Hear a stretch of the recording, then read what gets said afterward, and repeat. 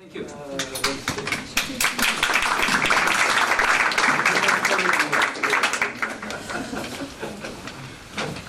This is quite an audience. I'm glad to see so many people here. I assume it's the topic, not me. There are, I guess, a few of you actually from the financial sector, so maybe I should be a little careful about how insulting I end up being in this talk. But since I'm not a government official, I am actually free to be as free as I want. So the talk is advertised as Japan Global Financial Center, or not. And this comes out of a very long paper that I've been working on over the past year, part of a joint project on financial development in Japan, Korea, and China over the past 20 years, and I got stuck with the Japan chapter. So I've been looking at what has happened to the structure and behavior of the Japanese financial sector roughly 1990 to 2010. So let's go back to 1990. Some of you here are actually old enough to remember the bubble years in Japan. All right, so at that point, there had already been roughly 15 years of deregulation in Japanese financial markets. Interest rates had been decontrolled in a process that ran on through the 1970s. Restrictions on Japanese financial institutions from having offices overseas and engaging in international transactions were gradually liberalized over the course of the 70s, early 80s. There was a new foreign exchange control law that went into effect in 1982, and on and on and on. Meanwhile, over the course of the 1980s, Japan was developing a chronic current account surplus. And for those of you who may not remember your Econ 101, any country that has a current account surplus will necessarily have an equal sized net outflow of capital to the rest of the world. So suddenly the Japanese had this net flow of capital out to the rest of the world that needed to be mediated through financial institutions. And with the deregulation that was taking place, making it easier to engage in cross-border transactions, there was also an increase in the gross flow, so flows into Japan and out of Japan, in addition to the net flows. Meanwhile, for most or all of the 1980s, interest rates were lower in Japan than the rest of the world, which gave Japanese financial institutions an advantage in raising money. Right? Good Japanese households continue to stick their money into bank accounts at low interest rates, and the banks could then, if they wanted, go out and do things in the rest of the world. And then there was the example of manufacturing. I certainly remember hearing from a number of different people in the mid to late 1980s that finance was going to be the next manufacturing sector for Japan. Right, from the 1950s to the 1980s, Japanese manufacturing took the world by storm. Yes, we had a lot of trade tension popping up, and a lot of it, particularly the 50s and 60s, was about new Japanese penetration of American markets. And some of it was fair, some of it was unfair, but it was happening. And in the late 1980s, people started talking about the same thing was going to happen to finance. That Japanese financial institutions would be just as successful as Japanese manufacturers in carving out large global market shares. On top of that, there was a rise in asset prices, so that by 1989, the end of 1989, the market capitalization, the total value of all the shares being offered on, or by the companies that were listed on the Tokyo Stock Exchange, exceeded the market cap for the New York Stock Exchange. And some of you may remember, what was it, that the assessment of the value of the land for the Imperial Palace was worth more than the entire state of California. Let's see, what else was going on? As liberalization is taking place, foreign firms begin to list their shares on the Tokyo stock market. This is a phenomenon that we see around the world. Right, so you sitting here in Tokyo, you want to, for some reason, say, buy shares in General Electric. Well, you know, as an individual, it's a little bit hard. You have to call up your broker and say, well, you know, you have an operation in New York and you get me some shares. It's a lot easier if the shares are being sold here in Tokyo. Right, so this happens on markets around the world. By 1990, 125 firms, foreign firms, were listed on the Tokyo Stock Exchange, up from only 20 5 years earlier in 1985. As Japanese financial institutions began to move abroad, they were purchasing financial institutions in places like the United States. That created some visibility for them. By 1990, the top 5 banks in the world, measured by their deposit base, were all Japanese. And if you think back to the original Basel Accord, which was 1987 or 88, the whole reason that agreement was negotiated and signed was Japanese banks.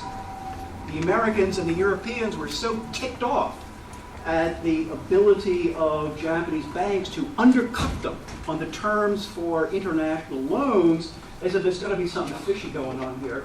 And yeah, there was, because Japanese banks, because they are allowed to hold equity, were in a position to benefit by the rise in equity prices in the second half of the 1980s. And so this agreement was all about how much of the equity holdings of a bank can be counted toward the capital base of the bank. So it came out of this anxiety that was being created by the onslaught of Japanese banks. All right, so that's 1990. Looks like, you know, we're just moving ahead here, and the Japanese are going to take over the world financially. Here we are, 2011, and guess what? It hasn't happened. In fact, I would argue that in some ways, Japan and Tokyo in particular, as an international financial center, are less important than they were 20 years ago. So let's go through a random selection of facts here. The Tokyo stock market capitalization is now roughly 1/4 the size of that of the New York Stock Exchange. Right? Because after 1990, stock prices plummeted in Japan, and they have never recovered since then. Whereas in the United States, despite the problems we've had in the last 5 years, stock prices are much higher today than they were back in 1990.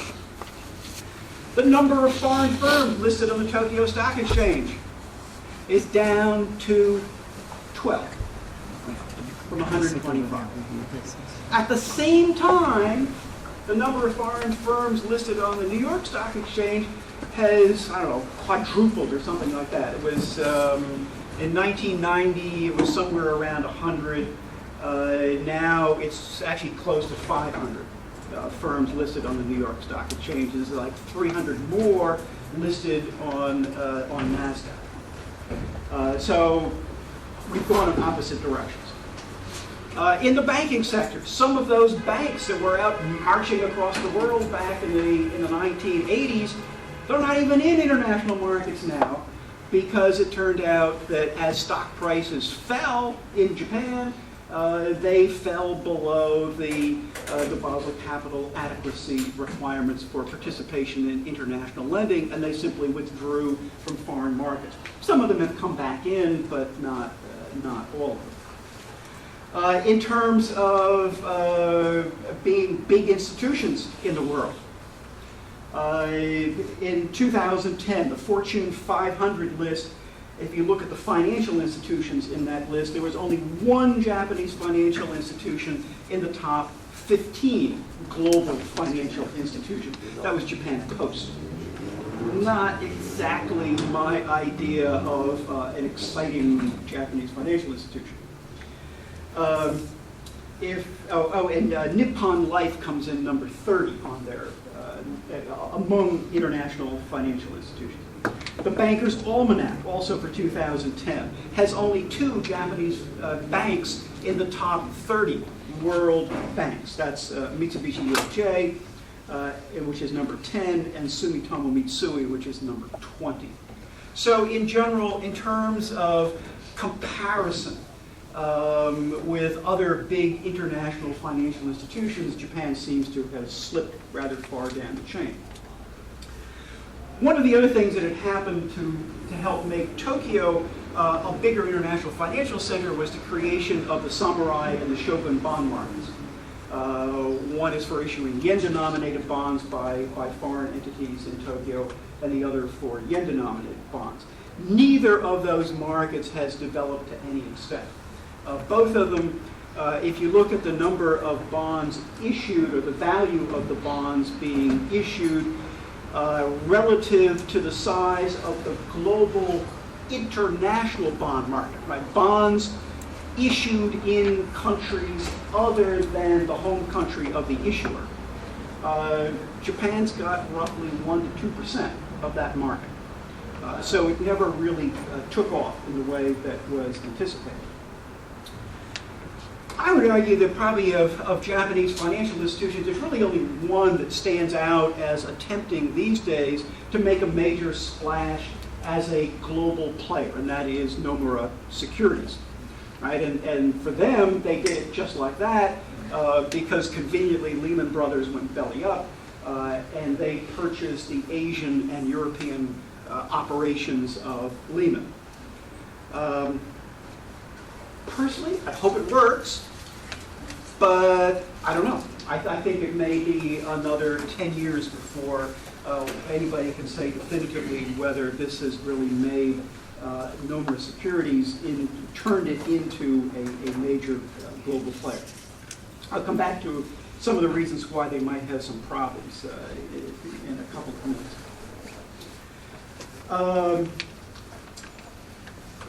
And one final thing I guess I'll throw in here is that in terms of Japan as a country being an open environment where global financial institutions can come and play a role, well, yeah, there's been some change on that. I don't want to downplay this too much. I'll kind of come back to to that issue in a second. But one of the key things that goes on in a number of markets around the world is that financial institutions of one sort or another play an active role in contesting corporate control, right? Otherwise known as hostile takeovers.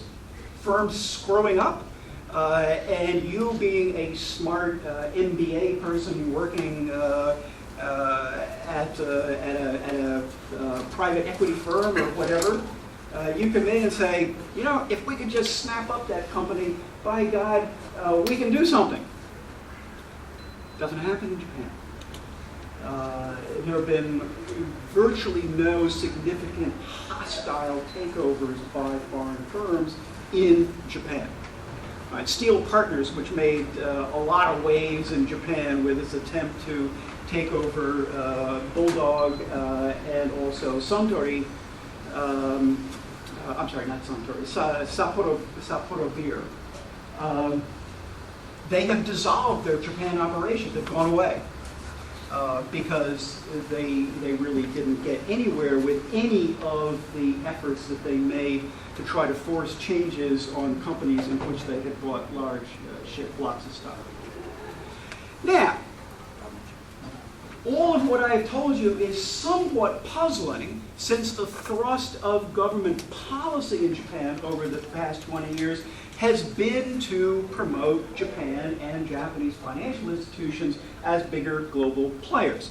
The biggest piece of this was the so-called Big Bang deregulation of the late 1990s, proposed by Prime Minister Hashimoto's government in 1996, and then implemented through a series of regulatory changes and new laws that were passed over the next several years. The model for this was supposed to be the Big Bang in London financial markets in the early 1980s, when a wave of deregulation truly shook up what had been a somewhat sleepy and very inbred British financial sector, and turned London into a global financial power. And so the idea was that the Big Bang Japanese style was going to do the same thing to Tokyo. Hasn't done that. It's also somewhat surprising that this hasn't happened, given the fact that what might have been holding Japanese financial institutions down during the course of the 1990s was, of course, a huge non-performing loan problem that resulted from the collapse of real estate prices. But that was fixed by roughly 2003, 2004. So you would think that by that point, Japanese firms would have been poised to take off again and play much bigger roles internationally. And finally, from the late 1980s to the late 1990s, there was a flood of Japanese students coming to particularly American, and I think to some extent European, business schools. Most of them sent by their corporations to learn things like finance. Right? Mid-1990s, we were getting roughly 50 students a year from Japan in our full-time MBA program at the New York University Stern School of Business. That's 50 out of an incoming class of 400. That's a lot. That was like a huge chunk of our incoming MBAs were from Japan. So you would think that, and places, I should explain, I guess, that my school, my former school, finance, the finance department is one of the huge attractions at Stern. People come to Stern to study finance because they want to pursue careers in Wall Street or in Tokyo. So you would think that this would have, this flood of students going abroad, learning the same skills that Americans and Europeans had in their financial institutions, would then have helped Japanese financial institutions to do better. All right, so now that I've dumped on Japan for a little while, I do want to say, let's not exaggerate too much. Although most of the change occurred in the 1980s and not after that, it is true that Japan is a considerable presence in international financial markets. If we look at foreign investment banks, for example, they're all here. They have big offices. Morgan Stanley, I don't know what they've got now, but last time I heard they had something like 1,600 people working in their Tokyo office. I think other firms like that have similar size operations here in Tokyo. Foreigners now own 24% of outstanding corporate equity in Japan. That's roughly similar to what we see in the United States or Europe. So in that sense of letting foreigners in and if not steel partners trying to come in and force management to do something, at least foreigners engaging in portfolio investment in equities, that has become quite significant. In addition to that, an astounding amount of the daily trading on the Tokyo Stock Exchange is done by foreign firms. The average last year was something on the order of 45%. That's incredible. This also means, by the way, if foreigners own 24% of the shares and they account for almost 50% of the trading, that means that they are much more active than are Japanese owners of corporate equity in buying and selling. Right? They're churning their portfolios more often on the basis of, well, who knows what. But presumably, if you're a stock an equity investor, you're doing it on the basis of incoming information on a minute-by-minute basis, more than seems to be the case for Japanese owners. And finally, I should bring up the insurance sector, one which had been pretty much closed until the mid-1990s, and was a bone of contention in U.S.-Japan trade negotiations for a number of years. Yeah, foreign insurance companies seem to be doing better in Japan today. I was actually somewhat taken aback when I arrived last week and turned the TV set on, and there was the MetLife blimp going across the screen. And I didn't even realize that they were here. You know, they bought, well, let me go back. AIG bought 3 small insurance companies in Japan, and then, of course, AIG ran into a few problems back at home, had to divest itself of these firms, and MetLife bought them. So now they are here. And, of course, you all know Aflac has been very successful in Japan, and I think there are a few others. And finally, I would point out that although companies like Steel Partners have had problems, there are private equity firms that have done some business in Japan. Not through hostile takeovers, but through more or less friendly takeovers. So there's some business here that didn't used to be here for private equity firms. That said, I still think it is a puzzle that Japan, Tokyo is not as major a center for global finance as one might have expected back in 1990. The Japanese firms are not bigger players in global markets than you might have thought back in 1990. So why? Well, I'm not sure I've got good answers, so I'm going to throw out a few things, and then we can spend the rest of the time arguing about what might or might not be true. Most of the economic analysis that has been done on this question focuses on fees and regulations. And the argument is that even though we've had now, well, roughly 35 years of deregulation efforts in the financial sector in Japan, most of it has been little piecemeal stuff.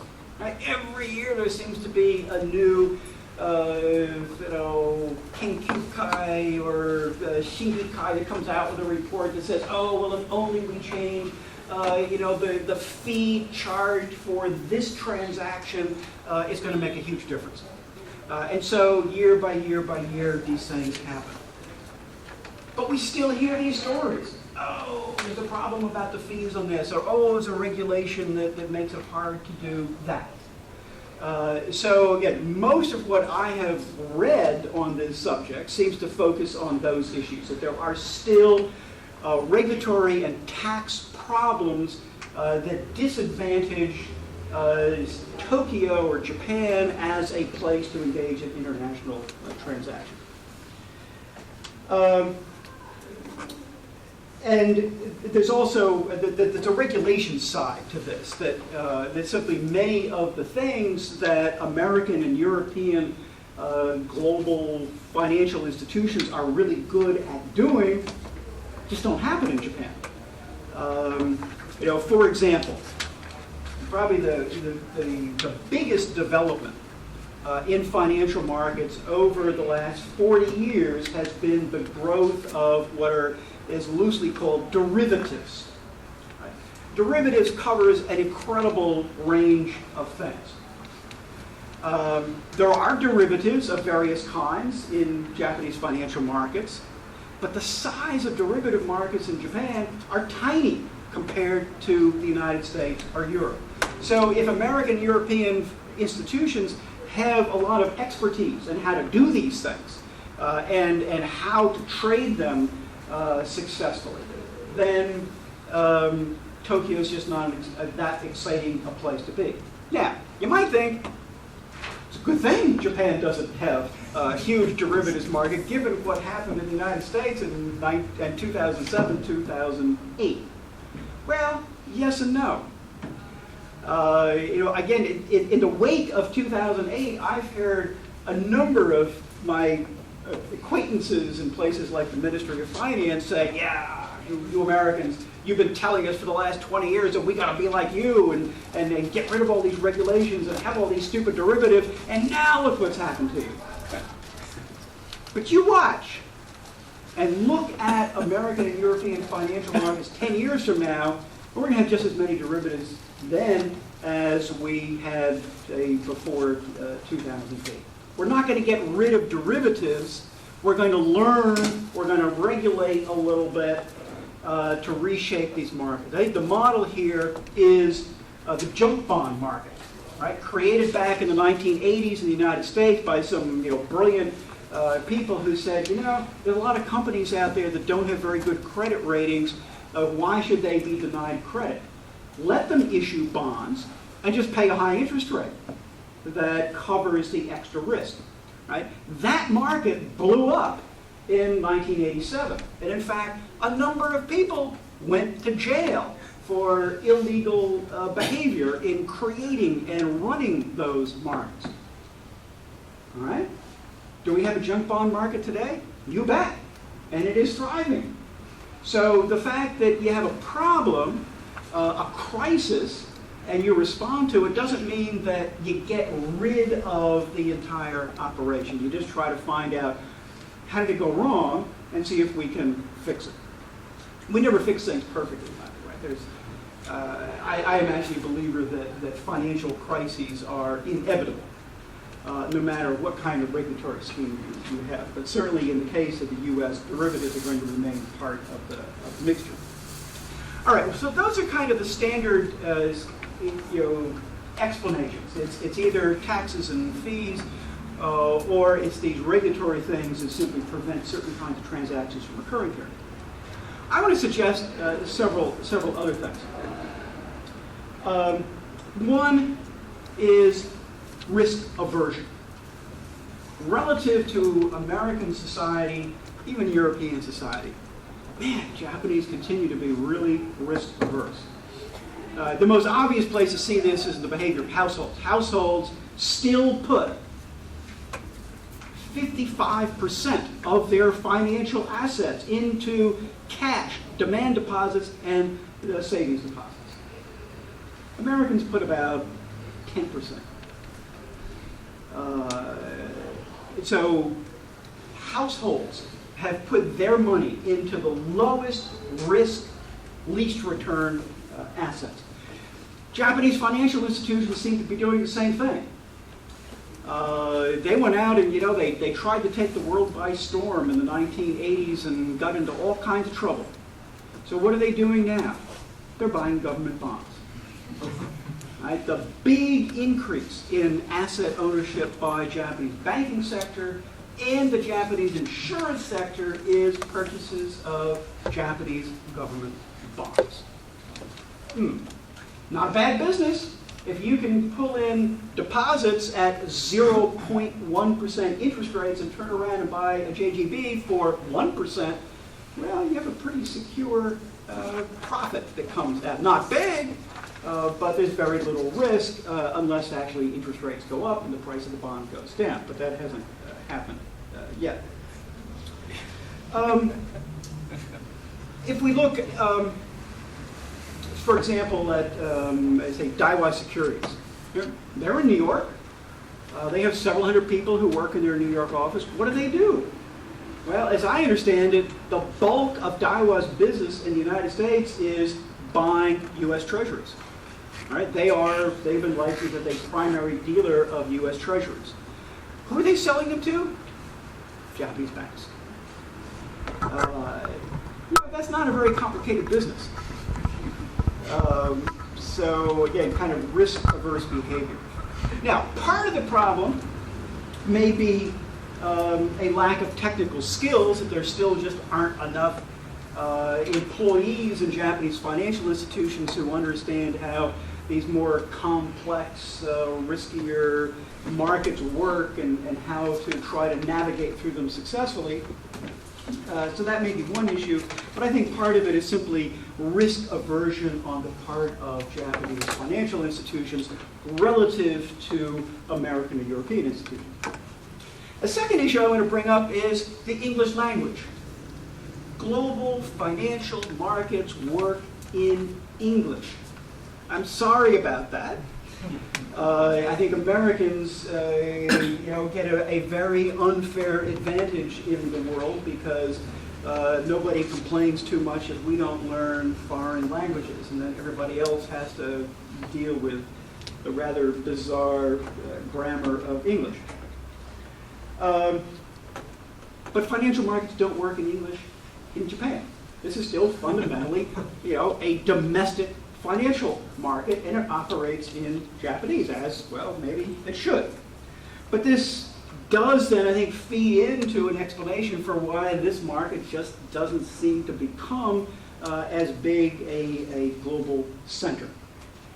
It also extends the behavior of Japanese financial institutions abroad. I've spent the past 5 years living in New York. I've met a number of Japanese in the financial sector in New York, and I have been appalled at their inability to handle the English language. Appalled. Now, who are they talking to? To each other, mostly. It's the only answer that I can come up with. How are you going to make money in New York if all you're talking to is other Japanese? It just doesn't make any sense to me. It doesn't apply to everybody. I've met some people, Japanese in New York, who have very good English, but a lot of them don't. This also, by the way, is a hindrance to the flow of Japanese students going abroad to get MBAs. I think there has been, over the last 20 years, a general tightening of standards for accepting students into MBA programs. There is a bigger pool of students available to American business schools because there's been an explosion of students from around the world who want to come to American business schools. And so now, much more than back in the 1980s or 1990s, potential Japanese students have to compete against Koreans, Chinese, Indians, Taiwanese, and guess what? They just don't measure up on English language ability. And I think that's particularly important for American MBA programs because a great deal of emphasis is placed on interaction in the classroom. Right, in the last 5 years, I think I've had a total of maybe 5 Japanese students in my classes. Not one of them has uttered a single word during the entire semester. A few of them, I've had private conversations with before class or after class, but during class, they just sit there. Even if I deliberately say insulting things about the Japanese economy, which I've done, and say, maybe I can get Sato-san to say something if I just slam into it and say something horrible. Nope, just. The Chinese don't do that. I got lots of pushback from the Chinese on things like the exchange rate, but not the Japanese. Okay, so that's an issue. Oh, and by the way, as a result, the number of Japanese students going to the United States in MBA programs has plummeted. From getting 50 a year in the 1990s, last year we had 3 incoming Japanese students in our full-time MBA program. And when I talk to people at other schools like Wharton or Columbia, their experience has been roughly the same. We actually, there's a bunch of reasons for that other than English that we can talk about later if you want.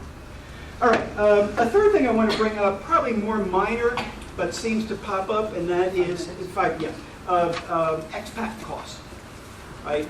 If American financial institutions are going to operate in Tokyo, the bulk of their employees are actually going to be local Japanese hires, but there will be some portion of the staff will be from outside of Japan. Not necessarily Americans, but from outside of Japan. Those people get an expat living package. Expensive. And so my guess is that is at least somewhat of a deterrent To which I would add one that I hadn't heard about until I had a conversation with a friend just last week. It's the nanny problem.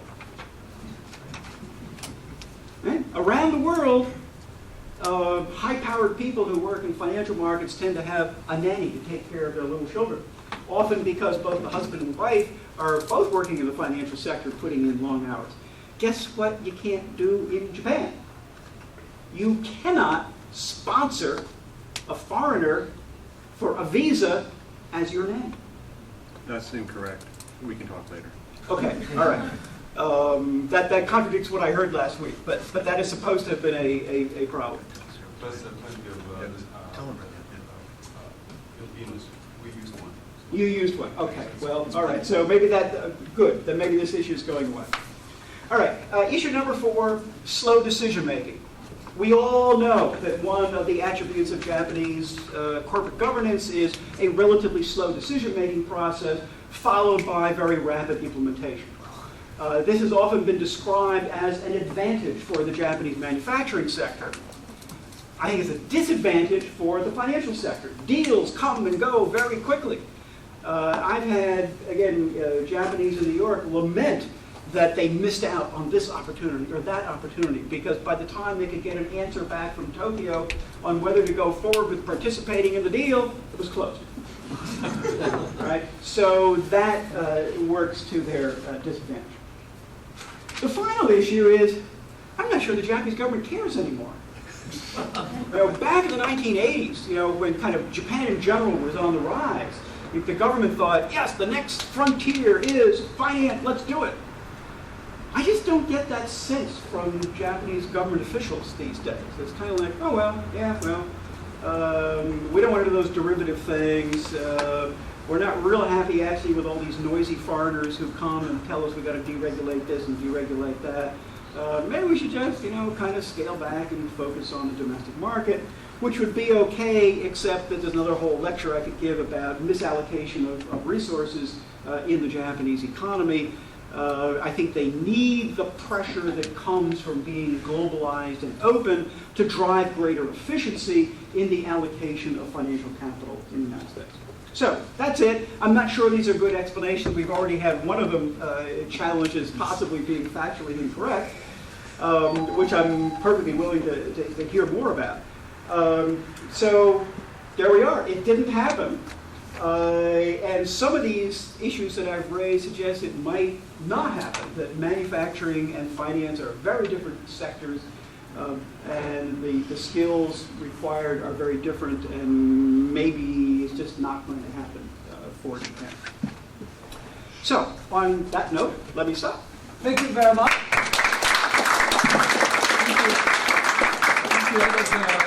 As you saw, this is a class where you get interrupted. Yes. Questions are asked. When you said we were challenged by grammar, I thought you were going to say that Japanese were challenged by George Bush's grammar, not by English grammar. Barack Obama's English is very good, however. I'd like to point out that derivatives, I think, were invented partly in Osaka, in the grain market. 300 years ago. Yes, no, but I mean, it's not American invention. I mean, they were invented in Japan before the United States. Yes. So I think you could tell your Moth friends that actually it's a Japanese import into Japan, into the United States that has been kind of repackaged. There we go. So I'll ask the first question since I have the microphone, which is an enormous logistical advantage. Is you mentioned the Big Bang in London, but as I remember, I was in Tokyo in finance in the 80s. One Japanese argument against the Big Bang was the Wimbledon effect. Yes. They said, okay, yes, London is a great financial center. That's true. I mean, London is actually, in relative terms, has become more and more important compared to New York, and it's likely ahead of anywhere else in Europe.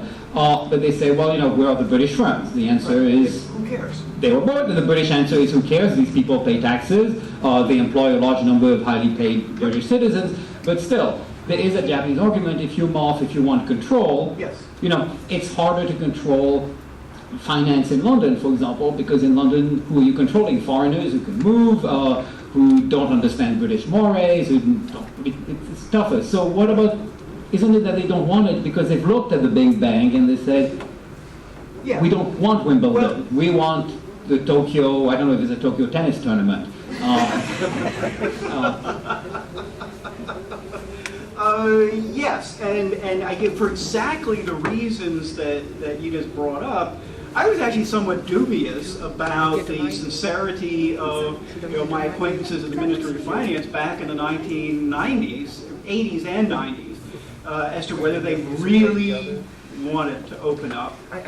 And it was always a Japanese-style Big Bang, which in the end I thought it was more of a big whimper than a Big Bang, because I think in fact they were concerned.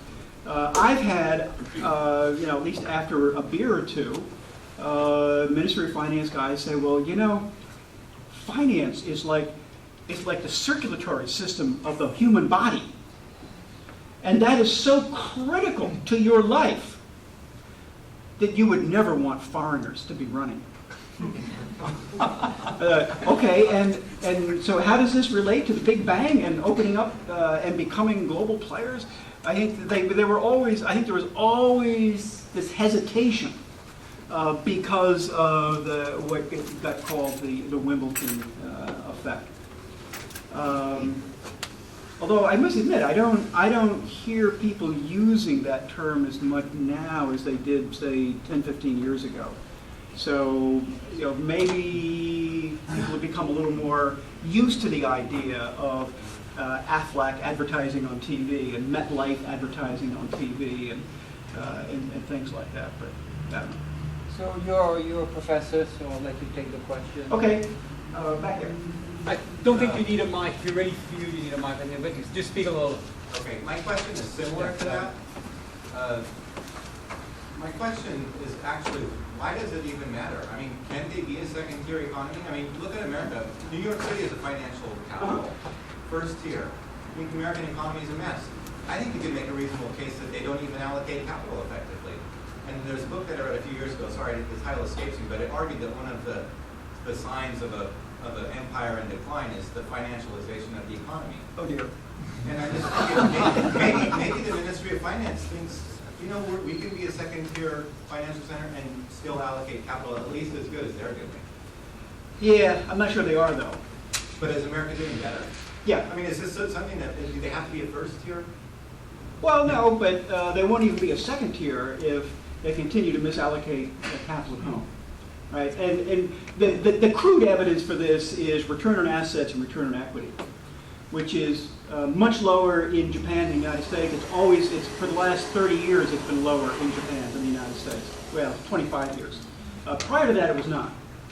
And how does that happen? Essentially, it means you're investing too much in areas that don't yield much of a return, and that is corrosive to the growth of the economy in the long run. There was a little bit of an uptick in the recovery from 2002 to 2007, but it's going to get, we're going to get another 5 years out beyond the 2008 financial crisis to know whether that's part of an upward trend or not. But my guess is probably not. So I am actually concerned about the allocation of capital in Japan relative to the United States. Sure, we screw things up, but we tend to be self-correcting a little bit faster than the Japanese are.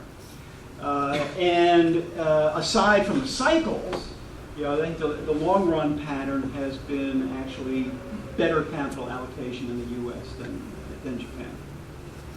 Yes? Yeah, I think that the question about domestic allocation of capital is a really important one. And because I don't Speak think, a little louder for the yeah, ones in the I back. think in terms of this, I mean, it's not simply like the value of assets on the TSA fell.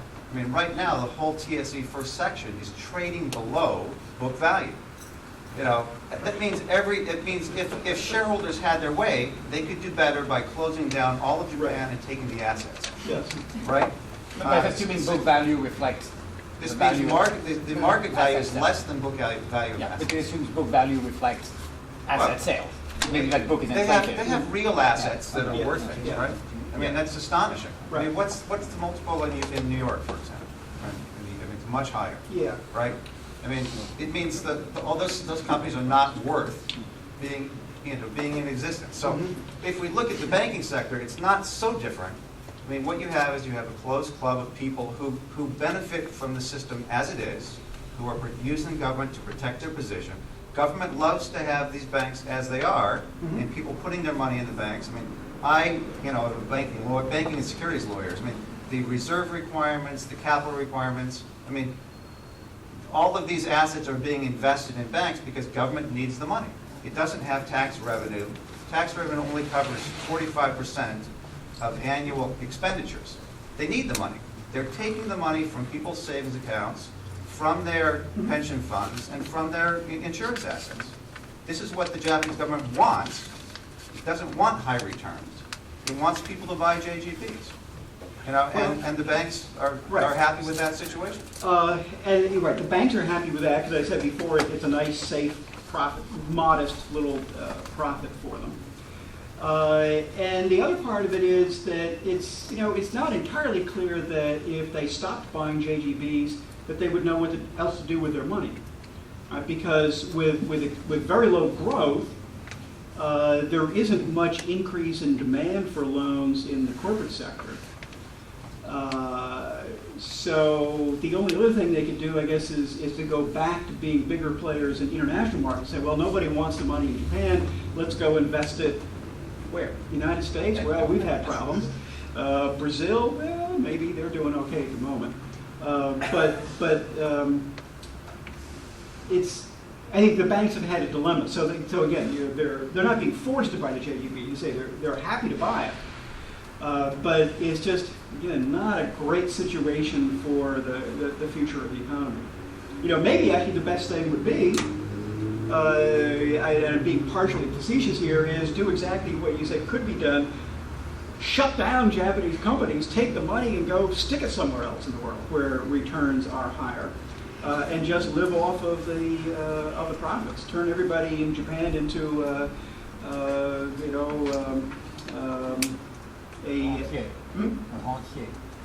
rentier. That's the word I'm looking for. Yes. Well, not the banks, but depositors eventually might decide to do that because they could, but there too is the puzzle. In financial circles, I've been hearing now for at least the last 10 years. Oh, Mrs. Watanabe is tired of sticking her money in the savings deposit and just getting 0.1% interest, and so there's got to be an unrealized potential for selling mutual funds in Japan.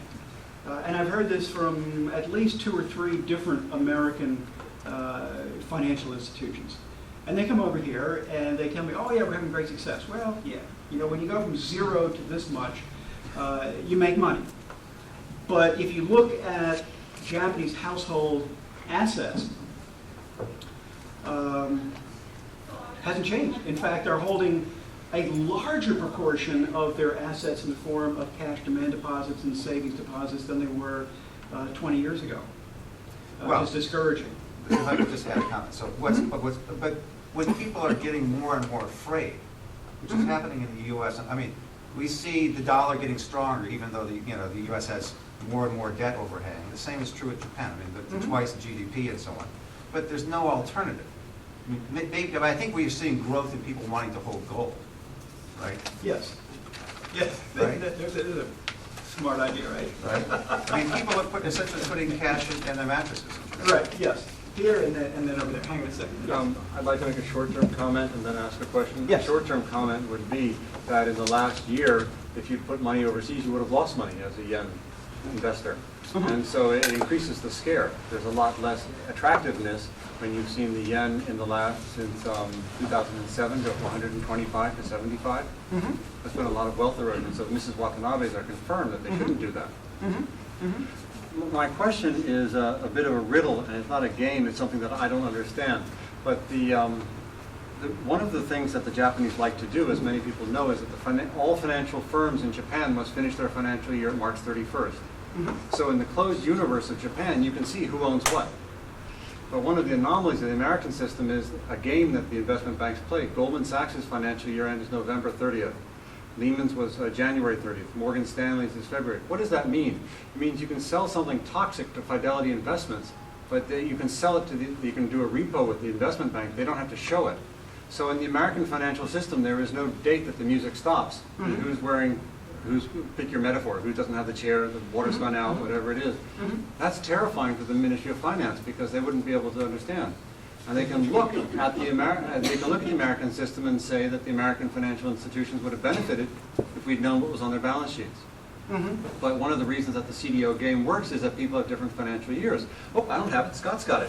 Oh, he's got it. Oh, you know, the American system allows the ball to be passed so that nobody owns it, and we've seen what happened. Yeah. The Japanese had a good crisis. The Americans lost AIG, lost Citibank, and lost General Motors. Yeah. And they're complaining here about Toyota losing money for 1 quarter. I mean, I don't think the Japanese had a really good crisis.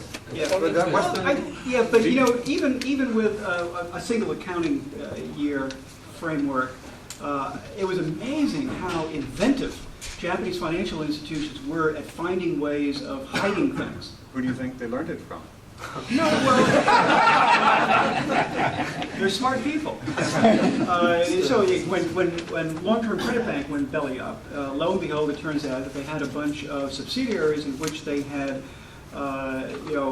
technically they had a minority share, didn't have to show it on their balance sheets, and they were not financial institutions, they were non-bank institutions, and they would park bad loans in them, and then lend it the money to, well, they would lend this entity the money to buy the bad loans, and a cushion on top of that to keep paying the interest on them. And so then it was off their balance sheets and nobody saw it. In theory, the Ministry of Finance didn't know until the bankruptcy occurred.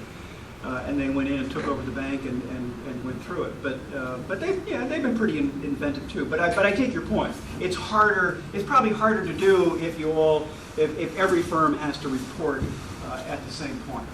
That might be a good change for the U.S. Yeah.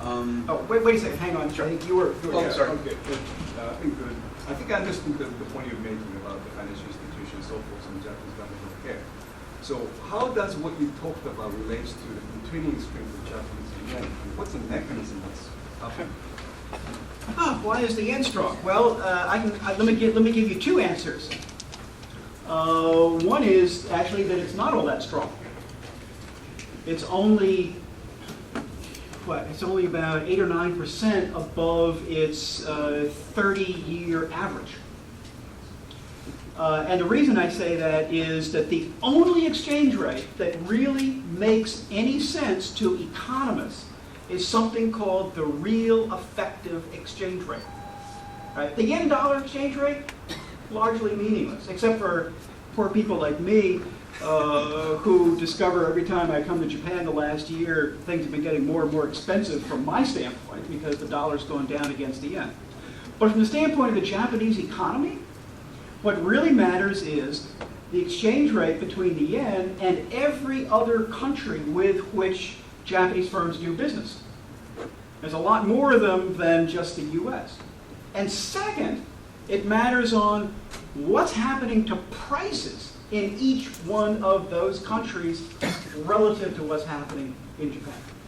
And so actually the biggest part of the story for why the yen is not as strong today as it looks from this nominal yen-dollar rate is that for the last 15 years, prices have been going down in Japan and prices have been going up in the United States. In both cases, relatively low, right? We've had maybe over the last 20 years, 1.5% to 2% inflation in the United States each year, and negative 0.5 to minus 1% deflation in Japan. But over a long period of time, that adds up.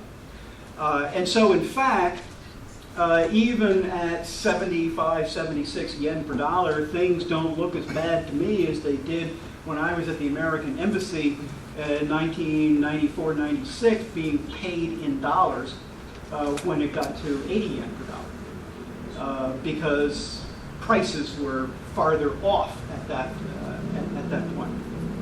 So that's one explanation. It's really about deflation versus inflation.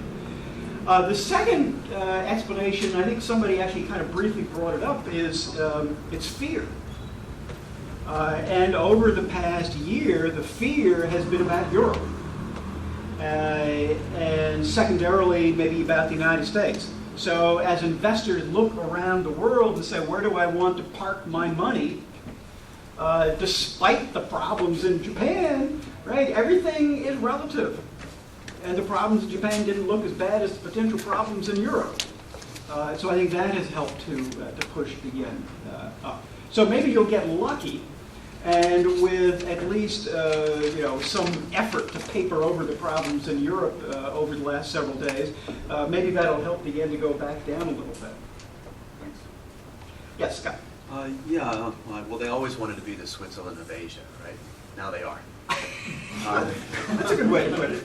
But anyway, well, listening, the questions have piled up. First one that came to mind was, how does Tokyo stack up against Frankfurt? We're comparing Tokyo to New York and Hong Kong, but New York and Hong Kong are separate animals, and London is definitely a separate animal. But really, shouldn't we be comparing Japan with Germany? That's a thought. I haven't done that, so I can't answer your question. Because there's not a whole lot going on in Frankfurt. Right. Although we visited and partly for the same reasons that apply to Japan. And then the other question I have is more an economic question. Since I always get comments regarding the imminent collapse of the yen and the disaster that is Japan, people measure Japan against the U.S. and against the dollar. So since the Nixon shock, the yen's gone up 4 times? Yes. I had the misfortune of arriving in Japan 3 days after the exchange rate broke at the end of August of 1971, and I was appalled when I got to the airport and wanted to change money. I thought it was 360, and it was only 340. Yes. Anyway, with that as background, if instead of looking at the performance and the price to book and stuff like that over the last 2 or 3 years, let's look like over the long term and look at this economic management. We see the currency has strengthened against the dollar and therefore international commodity prices by 4 times in 4 decades. The unemployment rate here is lower than in the United States. The social problem index is not as bad. And they have balanced trade with China. So what's wrong with that? And then the final question is the real effective exchange rate. It's not as extreme a movement as versus the dollar, but what is it since the Nixon's shock? Well, Repeat the core of the question, because... the core of the question is if we take a longer time period, say go back to 1971, and the Nixon shock, when briefly in Japan people thought the world was coming to an end, that the Japanese economy would be destroyed if we moved away from 360 yen per dollar. Japan's actually done quite well over this 40-year period. That's true. In fact, even over the last 20 years, 1990 to 2010, real GDP in Japan has risen, I've forgotten exactly what the amount, I think it's 14%, 14 or 15%. So technically, if it makes you feel any better in this room, you are technically 15% better off, on average, than 20 years ago. We all lament the loss of the bubble years and, things aren't the way they used to be. You're actually better off than you were back then. Of course, that's a crude number. That's GDP per capita, not money in your pocket. And so the answer is, actually, we could have done better. That virtually all economists would agree that over this 20-year period, the growth rate of real GDP in Japan has been lower than the potential growth rate. So it's not that the situation is terrible. This is not Russia. This is not Argentina. This is simply an advanced industrial country that has been one of the most successful societies in the world. If we go back even farther and say from 1868 to the present. And yet, it's worrisome in the way that economists tend to worry about things that Japan could have done better than what has happened. And if it continues to underperform, then gradually over time, Japan begins to fall farther behind, say, countries that do manage to get it right. Again, I hesitate to put too much emphasis on things like comparing GDP per capita across countries using purchasing power parity exchange rates, because they've got lots of problems too. But certainly if you do that, Japan has fallen farther behind where the United States is, and has actually fallen behind some of the European countries that it used to be ahead of. Again, crude measure may not be all that accurate, but it does seem to be kind of a trend that, and someday, kind of like the British in the 1980s or the 70s, will wake up and say, what happened? How did the Americans get so rich and richer than we are? And then maybe start worrying about how to make the economy perform a little better. I don't know. Let me follow on. The question you asked, which is, you said it's not Russia, it's not Argentina, and fortunately it's not. I mean, that's why people like myself who came to Japan for 1 year are still here, almost a decade later, and that applies, I think, to a lot of us here. So obviously it's a very nice place, and works very well. But the analogy of with Argentina, with Russia, doesn't work. Since you can't imagine Japan saying, well, things are so bad we have to change. But you mentioned the UK, and it's interesting because the UK in the late 70s was worse off than Japan, but it wasn't Argentina, it wasn't Russia either. I mean, people weren't being gunned down in the streets, it was a functioning liberal democracy. But something happened. And whether one believes that Margaret Thatcher is the greatest person ever in the world, the worst person, things were done. I mean, there's no doubt about it. I mean, Britain was radically altered in a process that actually changed perhaps a little even before she became PM, as in the US, some elements of the Reagan transformation actually came under Carter, airline deregulation, AT&T breakup, and lots of things that are seen as being the result of Reagan actually were undertaken in Democratic administration. What would it take in Japan to have this process? I have no idea. I have absolutely no idea. I've been waiting for 20 years to find the answer to that question, and I really don't know. I think some people thought that it was going to come with a change in political power, and that doesn't seem to be happening. Maybe the change in political structure isn't over yet. Who knows? I don't know.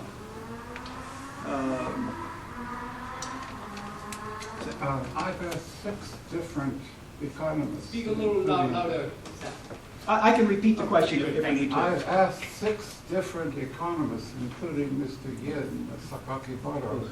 Isn't all of this spending to repair the damage and pay for it going to produce the biggest single economic stimulation package Japan has ever had? All of them agreed. Only Sakakibara added a if to it, and that was Khan must go. Khan is gone. I'm so glad he's consistent. The question is, isn't the reconstruction from the earthquake going to produce a huge stimulus package for Japan? And the answer is, yeah, it's not huge, modest. I said the biggest ever. Oh, well, okay. The others have been modest too. So, and this is what happens in all societies that experience traumatic destruction, right? Whether it's the bombing in World War II in Japan and Europe, earthquakes, tsunamis. What happens is, and for those of you who are not economists, by the way, one of the things I think people get confused about a little is that the actual destruction that occurs in an earthquake is not measured in GDP, right? Because this GDP is a flow of goods and services every year. Something like your house is not a flow, it's a piece of capital stock. The flow was the investment that produced the house originally. So if the house burns down, we don't subtract the value of the lost house from GDP. What we will count is the money you spend to rebuild it. And so, oddly enough, burning a house down increases GDP because of the new construction. All right, that's not an excuse to go out and burn your house down. But, but when you get something like, say, the Kobe earthquake, 1995, there was a little blip up in growth in GDP as a consequence of rebuilding from the earthquake. The same thing will happen for the rebuilding from this earthquake and tsunami. The reason I say it's relatively modest is that as hugely destructive as this was, unlike the Kobe earthquake, it did hit a part of Japan that doesn't have as dense a population. The loss of life was much bigger, and I haven't actually seen numbers on the value of the construction that would have to take place to replace everything that was destroyed. But this is a big economy. And so rebuilding this stuff over the next couple of years, yes, it will push GDP growth up. I don't know. Off the top of my head, I don't think I've seen good numbers on how much. But people are running the models to try to figure out how much is likely to happen. But yes, that is a good point. It runs out though after a couple of years. Yes. So if MOF's plan to turn Tokyo into the next financial center of the world is to have an earthquake here? No. What about internationalization of the yen? Speaking about Sakaki Barisan's ideas, have you studied that? And why was that MOF plan not successful? I understand part of the answer, but not all of the answer. The part that I understand is basically that Japan did not and still does not have sufficiently large liquid markets in short-term financial instruments. What does that mean? Well, in the case of the United States, what do foreign central banks own? Mostly short-term treasuries, because they're very liquid. So if for some reason you need to sell them, you can do that without a whole lot of risk. The short-term JGB market is not well developed, and that is one of the answers that you get as kind of a standard explanation for why the yen never became as attractive, at least as a currency for others to hold, and particularly for central banks to hold. The part that I don't understand is the yen as a transactions currency. And presumably that is largely the choice of Japanese corporations. American law firms? And American law firms, you Yeah. say? Oh, I don't know. But anytime you have an international trade transaction, someone's got to sit down and write the contract, and they have to have a negotiation over which currency is the contract going to be negotiated in. And typically what you find around the world, particularly for the large industrial countries, is that the exports get denominated in their own currency, because they're the ones with the big companies and they can kind of dictate to the foreign buyers. And that just doesn't seem to happen for Japan. Again, the data doesn't come out very often, or I haven't seen it very often, but it's been somewhere around 40% of transactions are denominated in yen. It's been that way for decades. And I don't get it. I don't know why that has persisted. Yes? I've been in the high-tech business since 1977. Somewhat more of a high-tech business, but what are the factors you talked about? Risk averse, English ability, slow decision making. It's been there all along. Nothing new. Yep. And so in high-tech business, Japanese, my customers, telecommunications, computers, and so forth, are suffering that kind of same stuff, and they're going down. But it hasn't changed. In other words, they had this kind of disadvantage all along. So why were they successful despite of these stuff in 1970s, 80s? Now are they declining? It seems like financial institutions the same way. They had the same problems all along. So why were they successful in the 70s and 80s? Let me offer a couple of thoughts, again, kind of off the top of my head. Number one, in manufacturing, it may be it may be somewhat less important in manufacturing that you actually have widespread English ability in your corporation. What you need to know is relatively simple things. Do Americans want red cars or white cars? Japanese like white cars. In the past, at least, if you go back, say, to the 70s, Americans kind of like red cars. And so once you've got that information, then a domestic staff that doesn't have any English language ability at all can say, oh my God, stupid Americans. If they want red, they get red. So it's a little bit easier than, say, trying to operate in financial markets where every trader has to be able to handle English. A second thing is that those industries in which Japanese were most successful is that you had kind of new aggressive Japanese firms competing against kind of some stodgy old American and European firms. And nobody else was there with the Japanese doing that. And so now you've got the Koreans, the Taiwanese, the Chinese, maybe even the Malaysians, all kind of chewing up around the edges of Japanese market share. So it's just a different environment. It's a more competitive world today than it was. And bless their hearts, even American and European firms finally got the message after years of being battered by the Japanese and others. And they've become more adept as well. So it's just, it's a harder world to work in. Different environment. Yeah. Yes? Maybe following up the previous question, I think one reason why the stagnation of the Japanese economy is some people explain because of the demographic shift. Yes. Generation of so-called Dankai generation has been now retiring. Yes. And we are using kind of the animal spirit, Yes. capitalist, challenging spirit. And some people say now the United States also baby boomers retiring. So United States is also kind of following the Japanese path. Do you agree or disagree? I disagree, mostly. First of all, yes. Again, to put everything about Japan into context, and kind of back to this point of the longer run and has Japan done okay, most of what has gone wrong with Japan in terms of a slow, and actually not wrong, most of the explanation for why Japan is growing slower today than it was 25 years ago is demographics.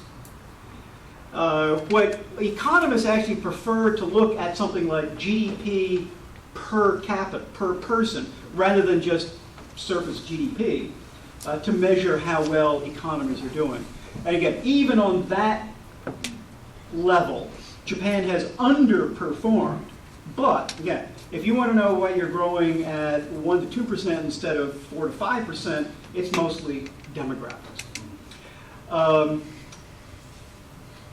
Economists don't know the answer to the fundamental question of what are the economic dynamics of an economy with a shrinking population.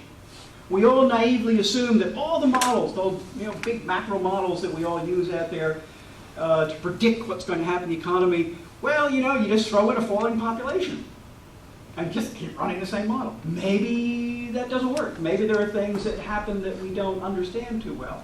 I think, for better or for worse, Japan's going to be a fascinating test case over the next 20 years as to how an economy with a shrinking population operates. Hey, let me drag this out a little bit longer. And one of the things that I actually worry about, and kind of comes back to high-tech industries and things like that, I actually happen to believe that a lot of the animal spirits in corporations, manufacturing firms anyway, come from young engineers, the guys with, the people, not just the guys, with the latest engineering training, right? And they come in and they do things. That part of the Japanese population is shrinking with amazing speed.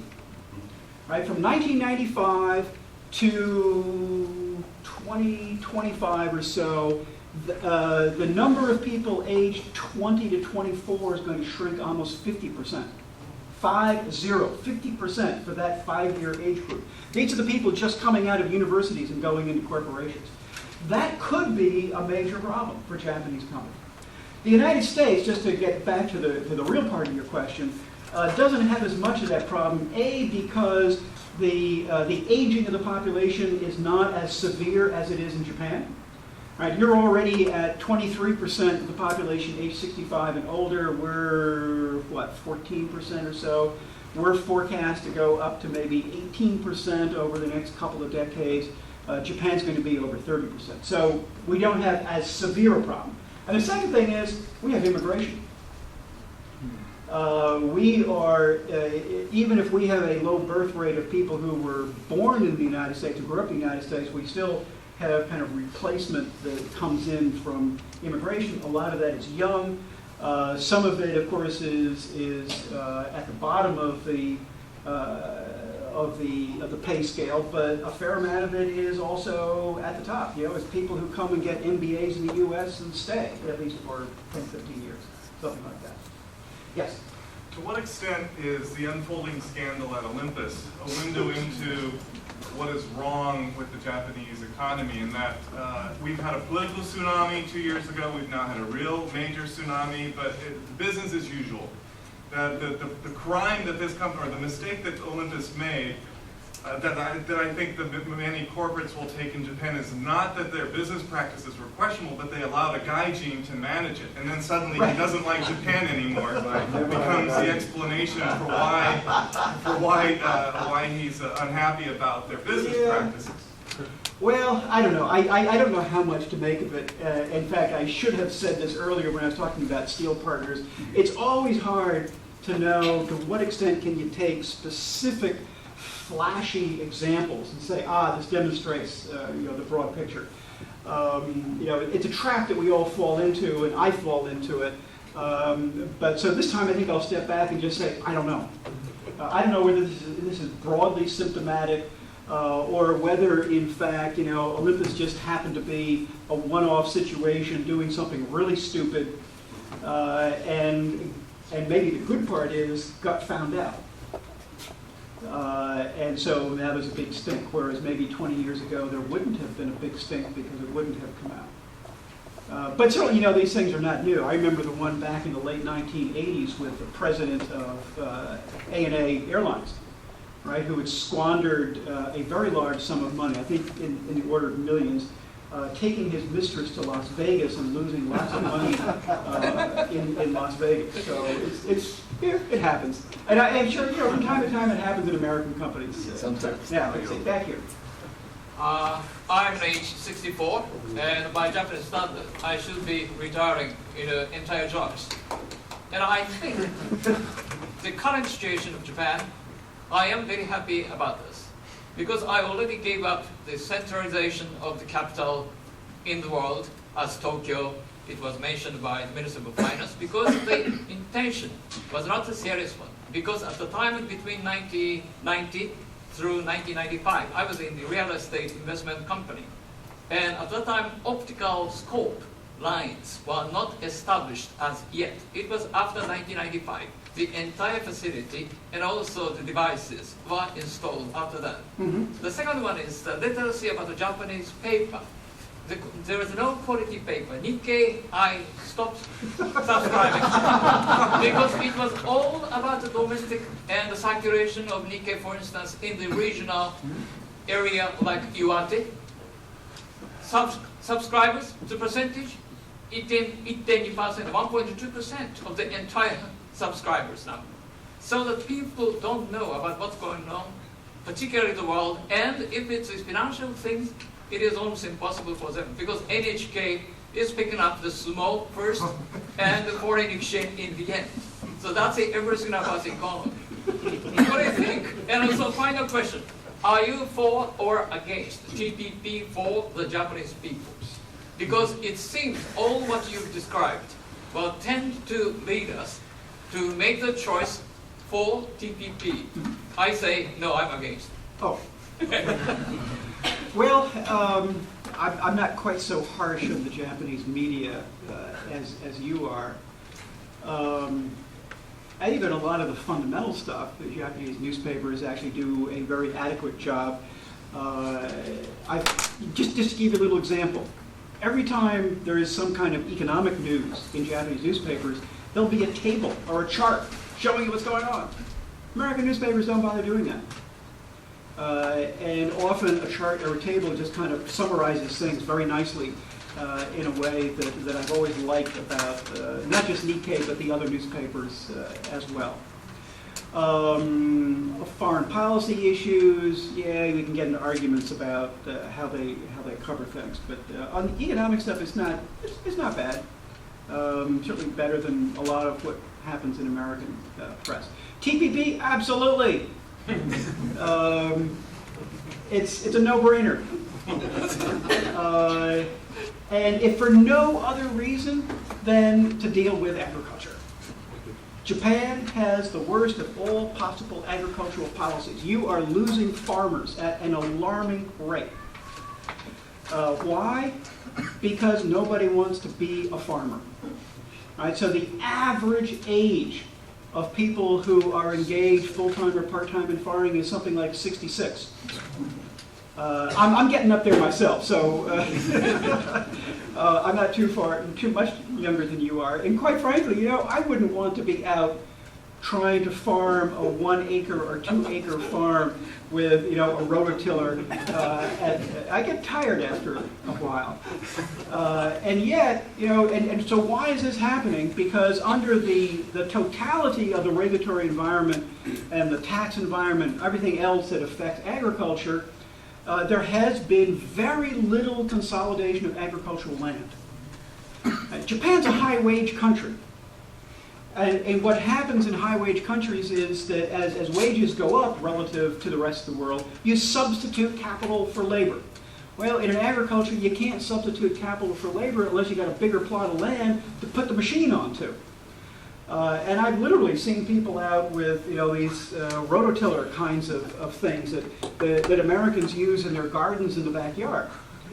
You don't have to be like the United States. I picked up a flyer 2 days ago from representatives of the Agricultural Union in front of the Ministry of Agriculture, saying this is an unfair comparison. America has more land flat land that can be used for agriculture. Well, sure we do. But at least you could have farms that are 5 acres instead of 2 acres. Even that would make a big difference. And it's not happening. The only way to force this action is to, kind of blast open the remaining area. Not all of agriculture is protected in Japan, but particularly rice and some other things. Blast it open, create, in this case, what would be perceived as a crisis that would drive domestic agricultural policy in a direction that would enable larger, more efficient farms, that would then enable younger people to say, oh, maybe actually I will take over the family farm. I can make a living at it.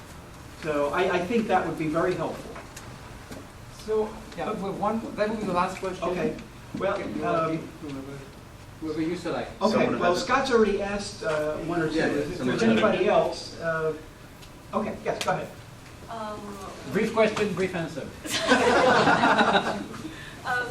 One is with capital requirements, with the implementation of capital, or Basel 2.5 and 3, will Japanese banks have an advantage vis-a-vis European banks or American banks? And also the retail market.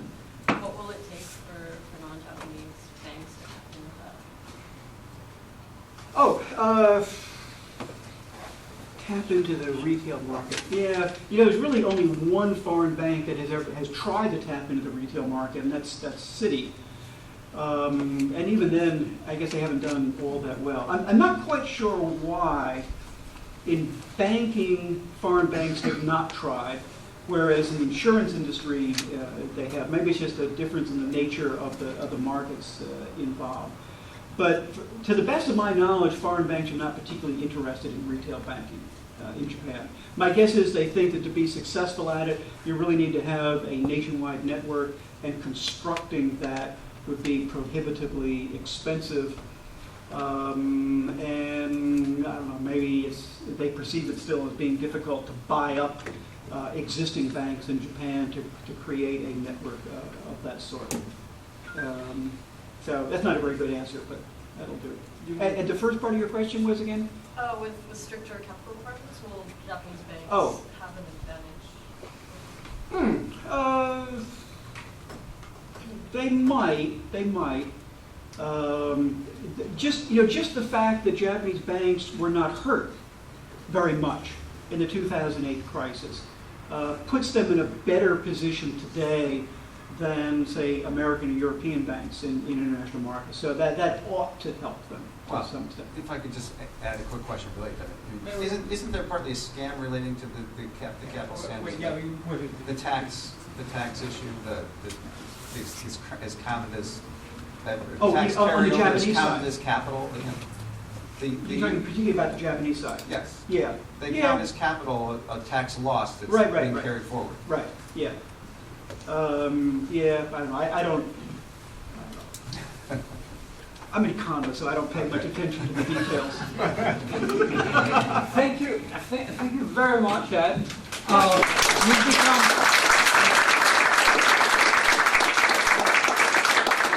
Like all of us who study Japan and like Japan, you become very Japanese because you were asked one question, I think it was about Olympus, and you said, I don't know. And this is very Japanese. If you don't know, the answer is I don't know. If you teach MBA students and they ask you a question, you know, you have the answer.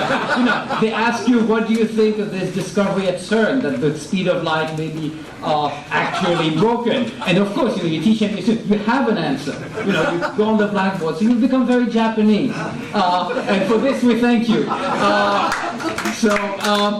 Just a few points. This actually, if you, again, well, this will be on our YouTube channel afterwards. So if you want to watch it again, just if you didn't get an invitation directly from us, you can give your business card to, we have a box, or to Madeline or to myself. And if you want to contribute to our programs, there's not a ballot box, but a cash gift box. So you can also do that.